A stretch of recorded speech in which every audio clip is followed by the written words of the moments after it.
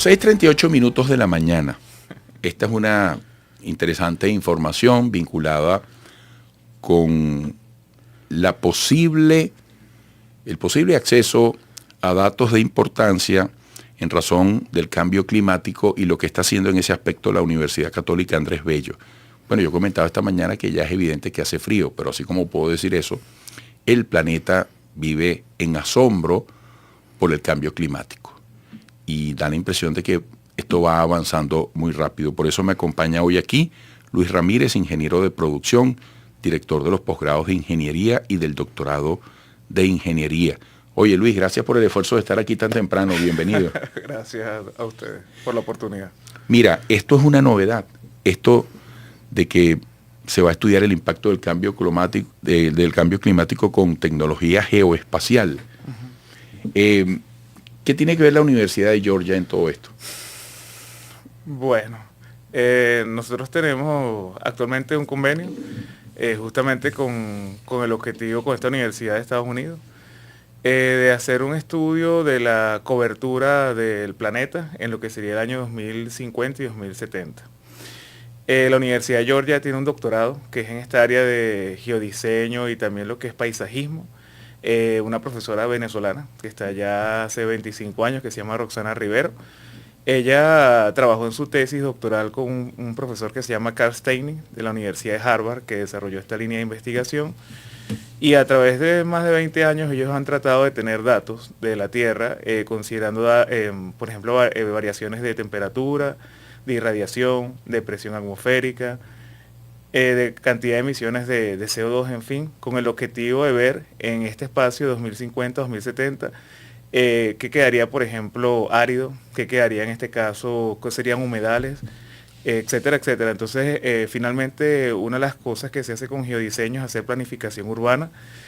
Entonces, lo que esperamos es que para el territorio nacional, los estudiantes del doctorado de ingeniería y los profesores, incluso estos dos expertos de Estados Unidos, participen para poder hacer el mapeo de Venezuela, considerando estos datos que ellos ya tienen precargados, y proyectar desde 108 proyectos factibles de áreas de lo que sería agua, océano, agricultura, energía, asentamientos, qué debe hacerse para mitigar o erradicar, digamos, esas variables que estarían vinculadas a que este territorio ya no sea como es. O sea, por ejemplo, existe en el estado Zulia un área que está cerca de la capital, que bueno, mapeándolo un poco, nos damos cuenta de que efectivamente va a ser mucho más árida, ¿no?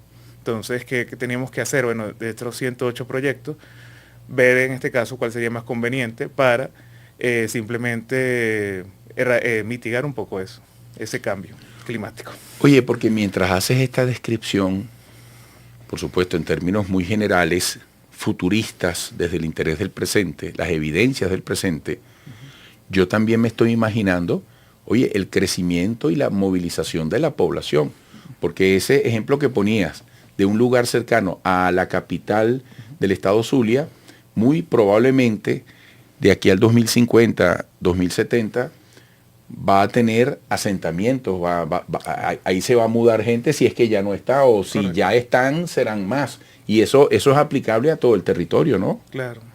Totalmente. De hecho, una de las cosas que sucede es que se proyecta el crecimiento de la población. Y en ese caso habría que ver también la pugna, por ejemplo, por el tema del agua. Nosotros somos seres vivos que necesitamos agua. ¿Qué tanta agua va a quedar? También el ciclo de evaporación y pluviosidad también está dentro de los estudios que estamos revisando, ¿no? Entonces, bueno, es muy interesante porque estamos proyectando y como queremos dar como una visión de lo que deberíamos hacer en nuestro país para poder en este caso sufrir un poco menos por lo que va a ser el cambio climático, que ya lo vivimos, justamente este tema de cuando sitios que hacen mucho más frío o mucho más calor o que no hacía, etcétera, etcétera. Esto que describes, ¿qué nivel de desarrollo tiene en tu país, en mi país, en nuestro país? Es decir, ¿hasta qué punto hemos avanzado de manera integrada, organizada? Porque yo cada vez que se tocan estos temas, yo digo, mira, estos temas no son para nada come flor, porque ustedes son personas que estructuradas y constantemente están trabajando estas cosas, ¿no? Claro. De hecho, entre las variables están cuánto cuestan este tipo de proyectos, cuál sería la utilidad de este tipo de proyectos, los beneficios en toneladas de CO2 que se van a reducir, etcétera. En Venezuela existen universidades públicas y privadas que dan líneas de investigación del área de todo lo que tiene que ver con planificación urbana, sustentabilidad. Por ejemplo, en la Católica hay una dirección de sustentabilidad. Sé que, por ejemplo, la Universidad de los Andes, la Universidad Simón Bolívar, existen programas de posgrados vinculados con esto, la Universidad Central.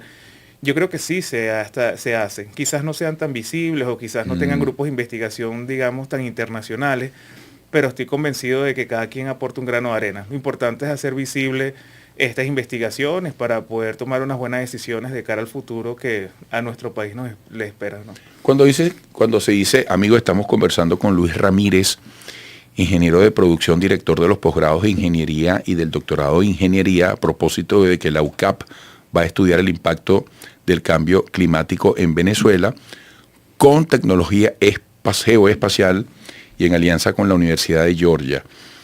Cuando se dice que la UCAP va a estudiar, ¿quiénes van a estudiar? ¿Quiénes son los llamados a integrarse a este proyecto?